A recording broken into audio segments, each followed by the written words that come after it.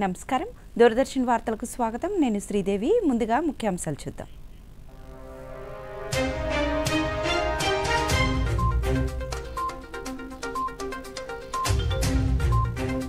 Japan చేరుకున్న ప్రధాని Narendra Modi Jinping పుతిన్తో భేటీకి ఎదురు చూస్తున్నానంటూ వ్యాఖ్య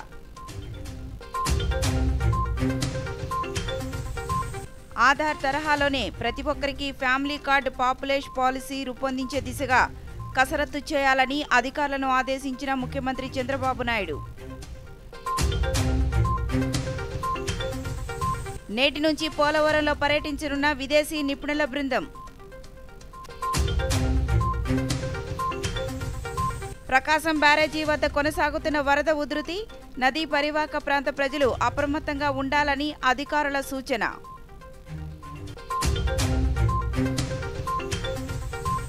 ఈ నెల 31న ప్రధానమంత్రి మన్ కీ బాత్ ఉదయం 11 గంటలకు కార్యక్రమం ప్రారంభం. ఇక వివరాలు. ప్రధానమంత్రి నరేంద్ర మోదీ జపాన్ చేరుకున్నారు. ఈ మేరకు ప్రధానికి ఆ దేశం ఘన స్వాగతం పలికింది. భారతీయ సంగీత, శాస్త్రీయ నృత్యాలు, కళారూపాలతో ప్రధానికి ఘన స్వాగతం పలికారు. కళాకారులతో కలిసి ఫోటో దిగారు. అలాగే ప్రవాస భారతీయులకు అభివాదం చేశారు. భారతీయత ఉట్టిపడే వస్త్రధారణతో పలికిన స్వాగతానికి ప్రధాని మోదీ మంత్రముగ్ధులయ్యారు. ప్రధాని ఈరోజు రేపు జపాన్లో పర్యటిస్తారు.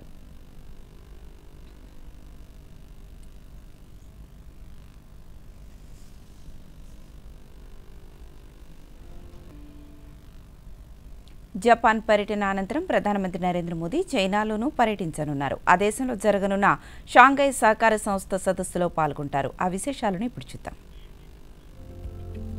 విదేశీ పర్యటనలో భాగంగా ప్రధానమంత్రి నరేంద్ర మోదీ చైనా అధ్యక్షుడు షీ జిన్పింగ్ ఆహ్వానం మేరకు ఈ నెల 31 నుంచి 2 రోజుల పాటు చైనాలో పర్యటించనున్నారు. ఈ సందర్భంగా ఆయన టియాన్జిన్లో జరగనున్న షాంఘై సహకార సంస్థ SCO నిర్వహించే సదస్సులో పాల్గొంటారు.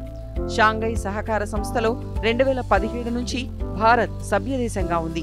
2022-23లో నిర్వహించిన షాంఘై సదస్సుకు భారత్ అధ్యక్షత కూడా వహించింది. చైనా పర్యటనలో భాగంగా ప్రధానమంత్రి నరేంద్ర మోదీ షాంఘై సదస్సుకు హాజరయ్యే పలువురు దేశాధినేతలతో భేటీ కానున్నారు. భారత్తో ఆయా దేశాలకు ఉన్న ద్వైపాక్షిక సంబంధాలు, వాణిజ్యం, సహకారం, సాంకేతికత, సెమీ కండక్టర్లు, ఆవిష్కరణలు వంటి కీలక అంశాలపై చర్చించనున్నారు. అదేవిధంగా కీలక దేశాలతో ద్వైపాక్షిక చర్చలు చేపట్టనున్నారు. షాంఘై సదస్సులో ప్రధాని నరేంద్ర మోదీతో పాటు పాకిస్తాన్ ప్రధానమంత్రి షహబాజ్ షరీఫ్ కూడా పాల్గొననున్నారు. జమ్మూ కశ్మీర్లోని పహల్గాంలో ఈ ఏడాది ఏప్రిల్లో ఉగ్రవాదులు చేసిన మారణ హోమంలో ఒక నేపాల్ పౌరుడు సహా 21 మంది భారత పౌరులు ప్రాణాలు కోల్పోయారు. దీనికి ప్రతీకారంగా భారత సైన్యం ఆపరేషన్ సింధూర్ పేరిట పాక్లోని ఉగ్రవాదులు, ఉగ్ర స్థావరాలపై దాడులు చేసింది. ఈ పరిణామాల అనంతరం తొలిసారి భారత్, పాక్ ప్రధానులు షాంఘై సదస్సులో వేదిక పంచుకోనుండడం విశేషం. ముఖ్యమంత్రి నారా చంద్రబాబు నాయుడు ఈ రోజు నుంచి చిత్తూరు జిల్లా కుప్పంలో 2 రోజుల పాటు పర్యటించనున్నారు. ఈ మేరకు అన్ని ఏర్పాట్లు పూర్తి చేశామని జిల్లా కలెక్టర్ సుమిత్ కుమార్ పేర్కొన్నారు. పర్యటనలో భాగంగా ఈ సాయంత్రం శాంతిపురం మండలం కడేపల్లిలో ఈ రాత్రి బస చేస్తారు. రేపు ఉదయం హంద్రీనీవా కాలువ జలాలను విడుదల చేస్తారు. అక్కడే బహిరంగ సభలో పాల్గొంటారు. పలు పారిశ్రామికవేత్తలతో సమావేశం కానున్నారు. సీఎం పర్యటనను విజయవంతం చేయాలని ఎమ్మెల్సీ కంచెర్ల శ్రీకాంత్ కోరారు.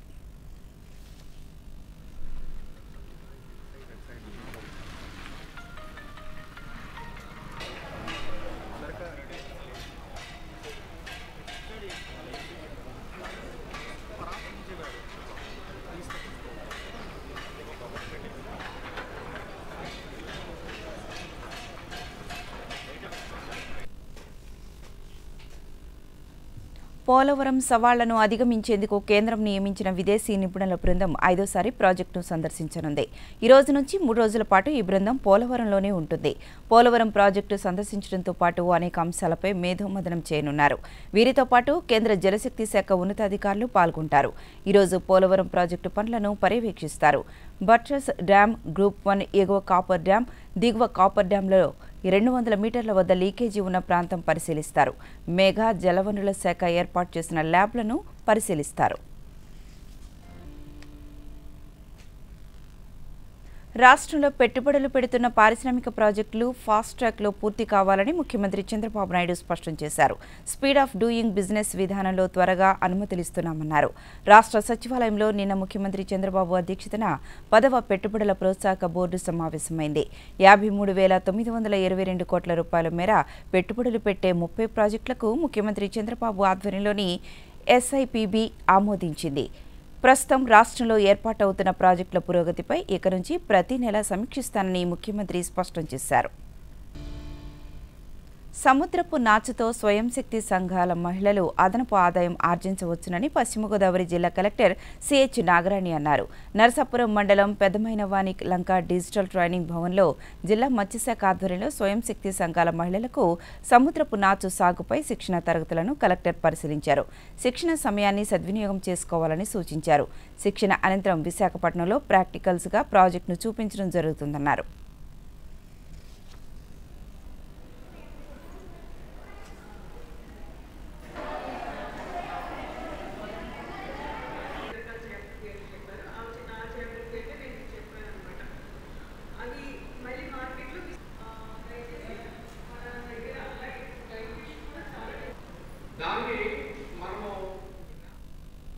కర్నూలులో దారి దోపిడీకి పాల్పడుతున్న ముఠా సభ్యులను 4వ పట్టణ పోలీసులు అరెస్టు చేశారు.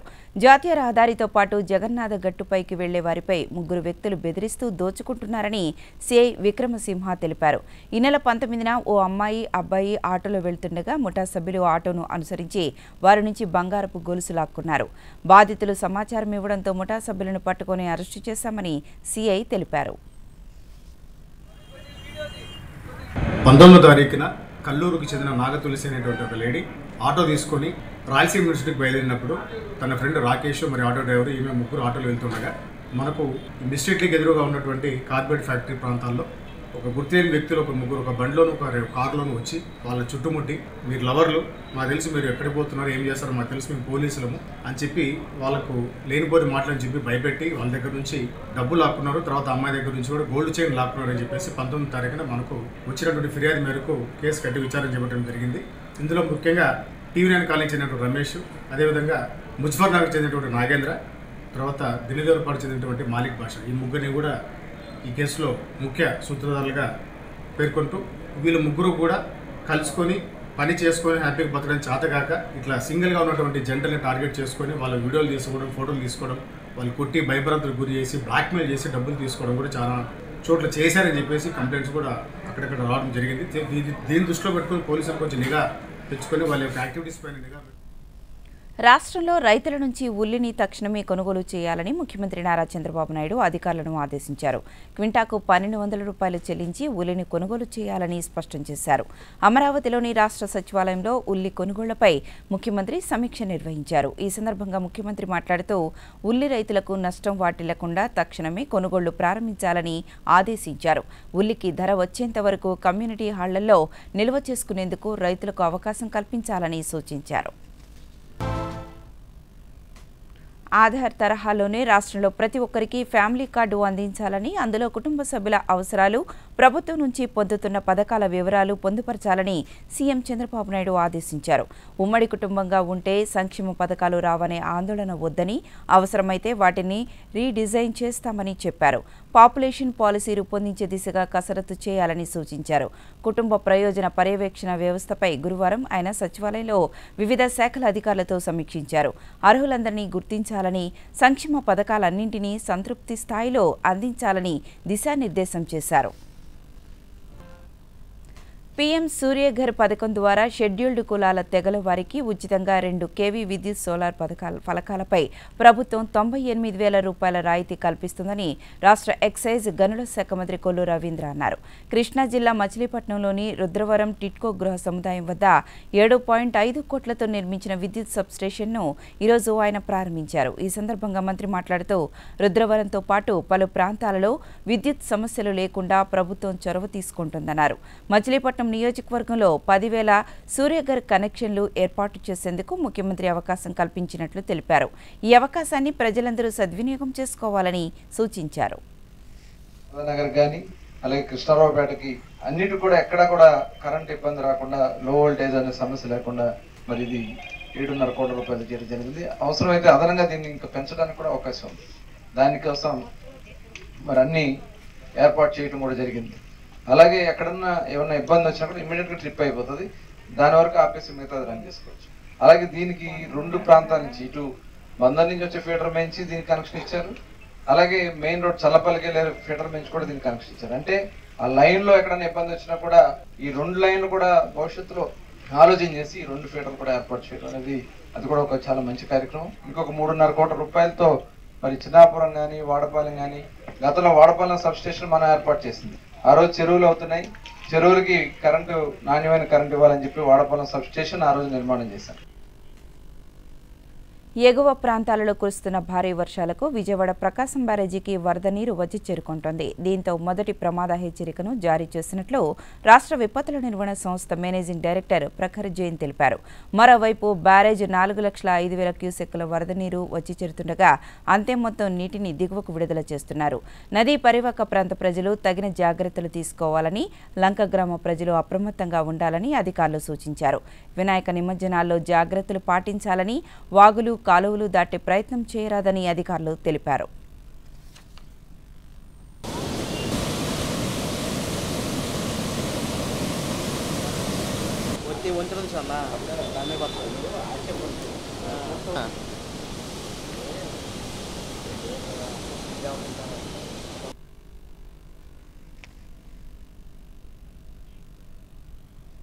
బుడమేరు వద్ద వరద లేదని, పరిస్థితి అంతా నియంత్రణలోనే ఉందని ఎన్టీఆర్ జిల్లా కలెక్టర్ లక్ష్మీశ పేర్కొన్నారు.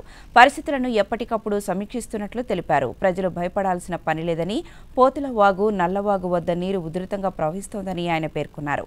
ఖమ్మం, వరంగల్లో కురుస్తున్న వర్షాలతో మున్నేరుకు వరద ప్రవాహం వస్తుందని, దీనివల్ల ఆంధ్రప్రదేశ్లో ఇబ్బందికర పరిస్థితులు లేవని కలెక్టర్ వివరించారు.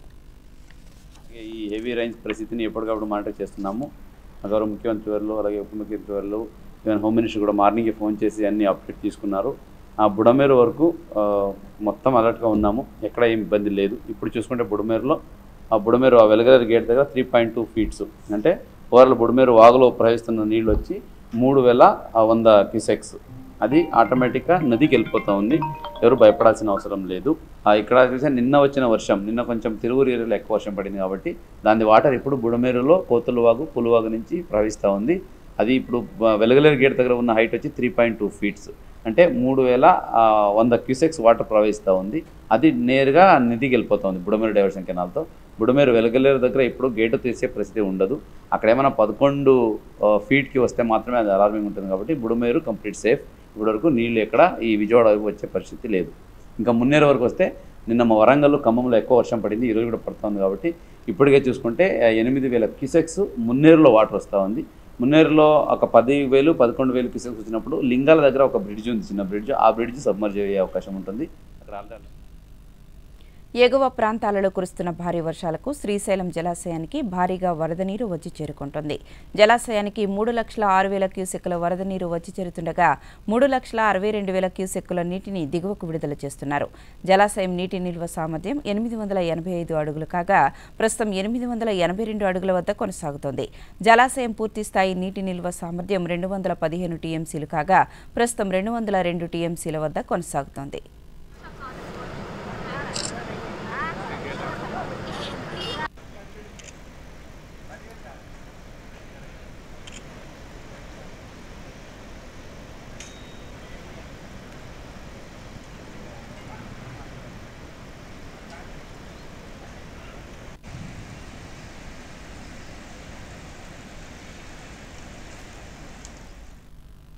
వచ్చే నెల 22వ తేదీ నుండి విజయవాడ ఇంద్రకీలాద్రిపై శ్రీ దుర్గా మల్లేశ్వర స్వామివార్ల దేవస్థానంలో 11 రోజుల పాటు జరిగే దసరా శరన్నవరాత్రి ఉత్సవాలకు అన్ని ఏర్పాట్లు చేస్తున్నట్లు ఆలయ కార్యనిర్వహణాధికారి సీనా నాయక్ తెలిపారు.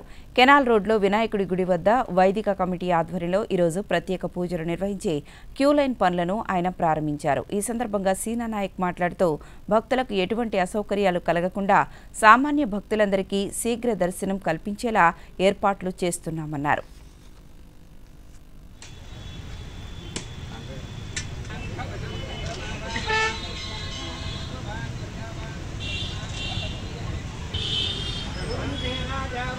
ధ్రువం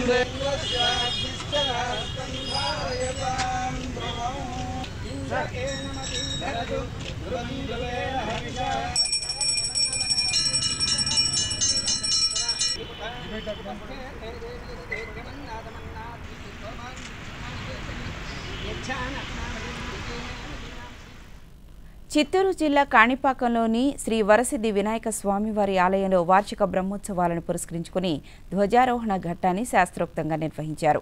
బ్రహ్మోత్సవాలు నిర్విఘ్నంగా జరిగేలా సకల దేవతలకు ఆహ్వానం పలుకుతూ మూషిక వాహన ధ్వజపటాన్ని ఎగురవేశారు. బ్రహ్మోత్సవాలకు వచ్చే భక్తులకు ఎలాంటి ఇబ్బందులు లేకుండా అన్ని సౌకర్యాలు కల్పించినట్టు ఆలయ కార్యనిర్వహణాధికారి పెంచల కిషోర్ తెలిపారు.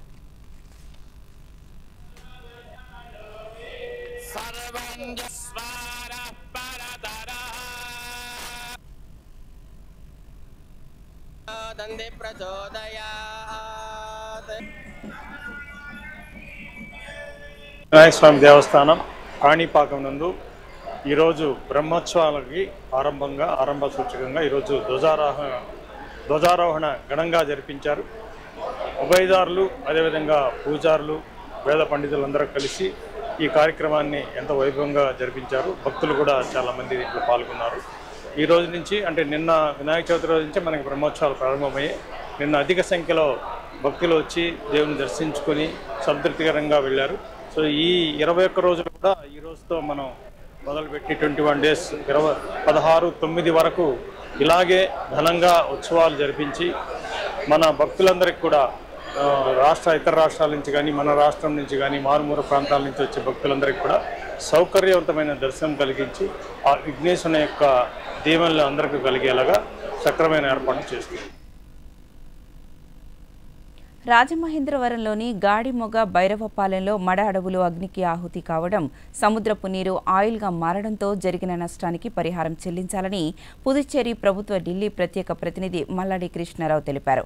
డాక్టర్ బిఆర్ అంబేద్కర్ కోనసీమ జిల్లా అమలాపురంలో జిల్లా కలెక్టర్ మహేష్ కుమార్ను స్థానిక ప్రజా ప్రతినిధులతో కలిసి నష్టపరిహారం కోరుతూ కలెక్టర్కు వినతిపత్రం అందజేశారు. ఈ సందర్భంగా ఆయన మాట్లాడుతూ పైప్లైన్ లీకేజీతో మత్స్య సంపదకు తీవ్ర నష్టం వాటిల్లిందన్నారు. కంపెనీ ప్రతినిధులతో సంప్రదించి నష్టపరిహారాలు ఇప్పించాలని కోరారు. పక్కనున్న మడడివి కాలిపోవడం, అదే కాకుండా ఈ గ్యాస్ ఇది ఫైర్ అయిన తర్వాత ఆ ఏరియాలో ఉన్న గోదావరి పక్కన క్రీక్స్ అన్నీ కూడా ఇటు గాడిమగ్ కానీ భైరవపాలెం కానీ ఇటు గిరంపేట కానీ ఆ ఏరియాలో ఉన్న అంతా కూడా వాటర్ అంతా కూడా ఆయిల్ లాగా తెట్టి కింద రావడం, మత్స్యసంపద అంతా పాడైపోవడం అంతా కూడా జరిగింది. ఆ ఏరియాకు దరిదాపుల్లో ఉన్న ఏరియాలో ఉన్న ప్రజలందరికీ కూడా ఇతర కమ్యూనిటీస్ కూడా మన ప్రాణాలు ఉంటాయా ఉండవా అన్న భయభ్రాంతులతోటి బతుకుతున్నారు. ముఖ్యంగా ఆ ఏరియాతోటి పాటు మిగతా నియోజకవర్గాల్లో కూడా ఇటు కోనసీమకు సంబంధించిన నియోజకవర్గాల్లో కూడా నష్టపరిహారం కొన్ని నియోజకవర్గాల్లో అందుతుంది, కొంతమందికి అందలేని వాళ్ళకి కూడా నష్టపరిహారం ఇవ్వాలి, మత్స్యకారులకు అందరికీ నష్టపరిహారం ఇవ్వాలని నేను ఈరోజు కలెక్టర్ గారికి జరిగిన నష్టం అలాగే ఏ విధంగా జరిగిందన్నది దాంతో ప్రూఫ్స్తో సుద్దాగా ఇవాళ రికమెండేషన్ సబ్మిట్ చేయడం జరిగింది. గుబ్బాళించే పరిమళం, చూడచక్కని రూపం సంపెంగ పూల సొంతం. వీటిలో భిన్న జాతులు ఉన్నాయి. దేని ప్రత్యేకత దానిదే. అయితే బంగారు చంప, సోన్చాప పేర్లతో పిలిచే ఈ రకం సంపెంగ పూలు ప్రత్యేకమైనవి. రైతులకు ఆదాయాన్ని ఆర్జించి పెడుతూ మార్కెట్లో అధిక డిమాండ్ కలిగిన సోన్చాప పూలపై మరింత సమాచారం ఈ ప్రత్యేక కథనంలో తెలుసుకుందాం. పచ్చటి ఆకుల మధ్య విరిసి దోబూచులాడే బంగారు చంపా పూలను వివిధ అవసరాలకు వినియోగిస్తారు. విరివిగా అలంకరణల్లోనూ పూలదండల కోసమూ వాడతారు. సుగంధ నూనెల తయారీలో వినియోగిస్తారు. శాస్త్రీయ నామం మాగ్నోలియా చంపక. 50 మీటర్ల ఎత్తుదాకా పెరిగే ఈ చెట్ల పెంపకానికి పూర్తి స్థాయిలో సూర్యకాంతి, సమృద్ధిగా నీరు అవసరం. దేవాలయాలు ప్రత్యేక కార్యక్రమాల సమయంలో నీటి తొట్టెల్లో వీటిని ఏర్పాటు చేస్తారు. పరిసర ప్రాంతాల్లో సువాసనలు వెదజల్లి సందర్శకులను ప్రత్యేక అనుభూతికి గురిచేస్తాయి. మహారాష్ట్రలోని థానే జిల్లాలో సోన్ చాపా పంట ద్వారా రైతులు అధిక లాభాలను ఆర్జిస్తున్నారు. ముర్బాద్ తాలూకాలో శివనేరి స్థానిక గ్రామంలోని రైతులు సరైన సమాచారం లేక నష్టాలను చవిచూసేవారు. విసుగు చెందిన రైతులు కేంద్ర ప్రభుత్వం అందిస్తున్న సమాచారం మేరకు వివిధ సీజన్లకు అనుగుణంగా పంటలు వేయడం ప్రారంభించారు. దీనిలో భాగంగానే శివనేరి గ్రామానికి చెందిన రామచంద్ర కచ్రు ఫర్డే 1 ఎకరం భూమిలో 133 సోన్ చాపా చెట్లను నాటాడు. విలువైన సమాచారం అందిస్తూ తమ సంక్షేమానికి కృషి చేస్తున్న మోదీ ప్రభుత్వానికి కృతజ్ఞతలు తెలిపాడు. సోను చాపా చెట్లలో ప్రతి భాగం విలువైనదే. కాండాన్ని ఫర్నిచర్ తయారీలో ఉపయోగిస్తారు. పూలను ఆధ్యాత్మిక కార్యక్రమాలు, వివాహ వేడుకలు, సుగంధ నూనెల తయారీలోనూ వీటిని వాడతారు.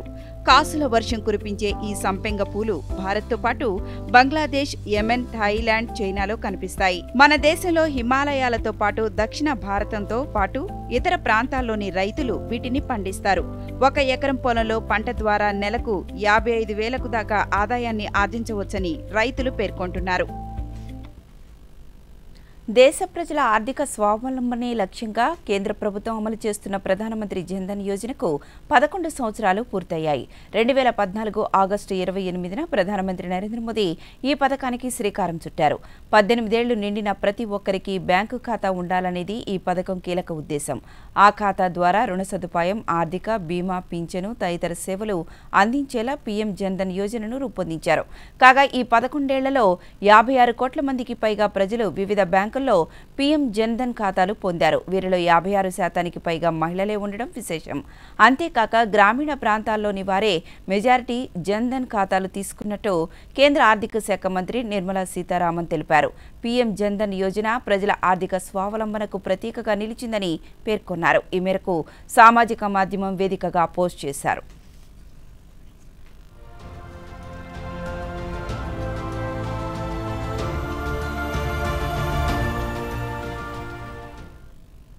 ఛత్తీస్గఢ్ పరిసర ప్రాంతాలలోని బంగాళాఖాతంలో అల్పపీడనం కొనసాగుతోంది. దీని ప్రభావంతో అల్లూరి సీతారామరాజు, ఏలూరు, పశ్చిమ గోదావరి జిల్లాలో 1-2 చోట్ల భారీ వర్షాలు కురిసే అవకాశం ఉందని అమరావతిలోని భారత వాతావరణ శాఖ కేంద్రం ప్రధాన అధికారి స్టెల్లా తెలిపారు.